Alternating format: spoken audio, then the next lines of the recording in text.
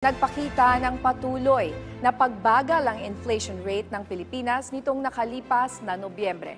Sa ulat ng Philippine Statistics Authority, naitala ang 4.1% na inflation nitong Nobyembre mula sa 4.9% noong Oktubre.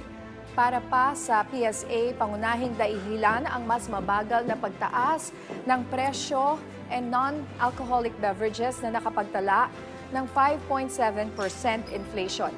Kabilang din sa dahilan ng mas mabagal na inflation ay ang pagbaba ng presyo ng transport na may 0.8% inflation.